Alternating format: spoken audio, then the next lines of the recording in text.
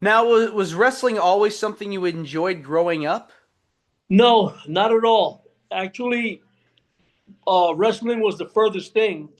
Like I said, I was always into martial arts and boxing and stuff like that. As a matter of fact, I started competing as a martial artist in karate tournaments. And I was always tall, but very, very thin. And so one of my instructors, uh, Shidoshi, Nathan Ingram, said, well, listen, you know what you should do? You need to put on some weight. You need to start eating more and go ahead and hit the weights. And I said, are you sure? And he said, yeah, yeah, they're going to help you. You're going to help you get rooted and stuff. And I said, okay. So I started training with weights and I started, I put on a few pounds. The next thing you know, people were telling me how good I was looking and, oh my God, Dale, you're getting big and this, that. And I said, whoa, all right, I'm going to roll with this. So I started enjoying, training with weights and feeling the pump and, of course, getting, the attention. And I decided to start competing as a bodybuilder. And that's how everything took off. Now, as far as the wrestling was concerned, my younger brother, God rest his soul, my brother Jimmy, he was a big wrestling fan. And I remember him, I was a big guy. I was about, when I was competing, I was 6'3" and I was about 275 pounds. And he would always come to me and say, hey, Del, you know what? You should wrestle. And I would look at him like he was crazy, because I wanted to be Mr. Olympia, Mr. America. I didn't want to, jump around in a ring and all that type of stuff. And he continued, and as a matter of fact, I had a couple of local wrestlers in New York, in Brooklyn, that were weight training as well, and they would say, "Man, you should wrestle, man. You look unbelievable," and blah blah. And I just, again, they, to me, that was just a joke. You know what I mean? I wanted to be just a famous bodybuilder. That was what my sights were. Um, it wasn't till my brother got sick. My brother was always sickly. He was born with damaged kidneys, and I'll never forget. Throughout his whole life, he was in and out of the hospital, in and out of doctor's appointments. And man, as I got older, and I just felt stronger and growing, and growing. And my heart grew with that, with him, and I would almost feel guilty that I was, this big strong guy, and my brother was this weak guy. One of the things that I respected and loved about my brother was he never let that bother him. You know what I mean? He just he was living his life and uh never said, why did this happen to me? That type of thing. And so one day I remember, I'll never forget it. I was working out. At this time I was a personal trainer as well in New York.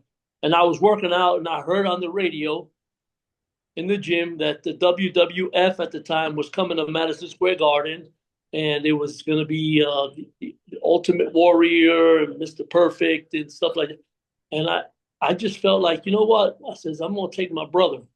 So I went and bought, at the time, I had a girlfriend. So it was me, my girlfriend. I bought my brother a ticket. And I might have went with one of the other guys from the gym that was a local wrestler. And I remember buying the 4 tickets, and my brother came into the gym, and I says, "Hey, uh, Friday night, well, I'm going to take you to the Madison Square Garden, okay?" And he was like, "What?" And I said, "Yeah, we're going to go watch wrestling."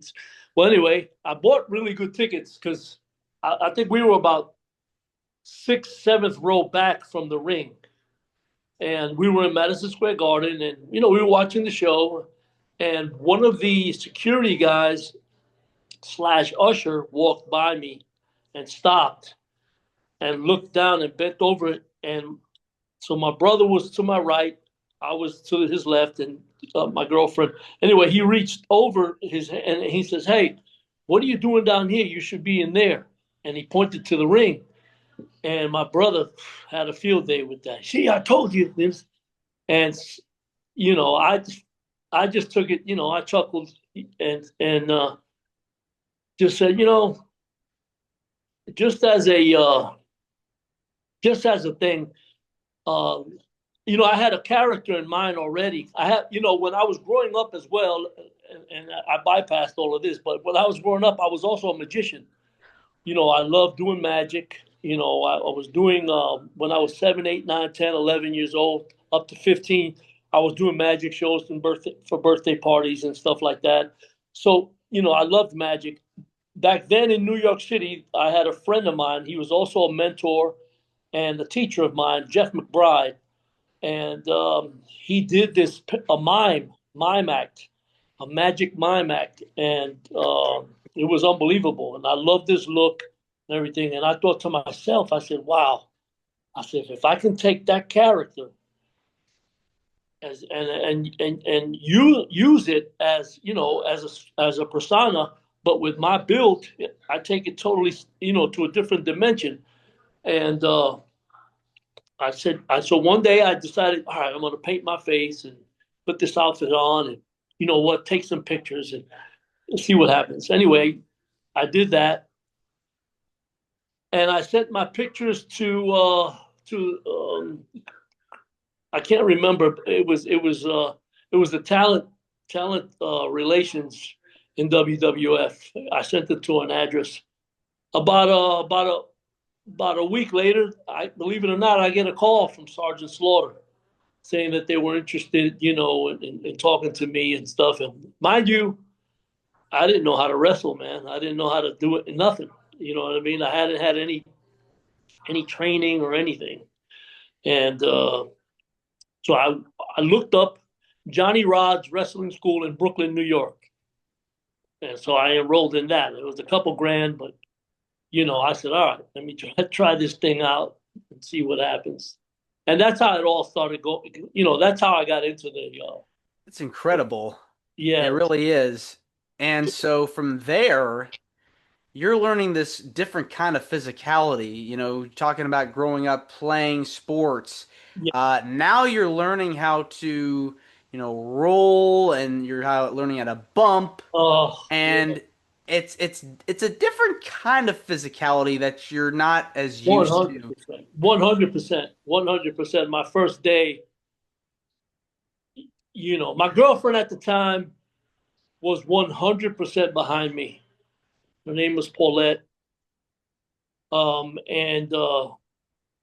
she said, you can do this. And with your idea that you have, with your character, at that time, at that time, it was all characters. It was, Mr. Perfect, the Powers of Pain, Ultimate Warrior. There was all these comic book looking characters, and and Larger that's than life. right. And I remember reading a book in the first pages. The kid went to a wrestling show, and that's exactly how he described it. He said he was sitting in the first row, and these larger than life characters were coming. These people that they were just bigger than normal people were coming in, and they were titans in the ring. And all that thought of that excited me, when I read that. And that's kind of the way I looked at it. That's the kind of the way I was looking at it. And when I my first day of Johnny Rod school in the ring, of learning how to roll, and then boom, taking a bump, it felt like my body had was being broken to pieces. You know what I mean? Now I'm thinking, oh my God, I've worked this hard to work to make my body look like art, and now I'm tearing it up. So it was a mental thing at the same time, to get that thing working.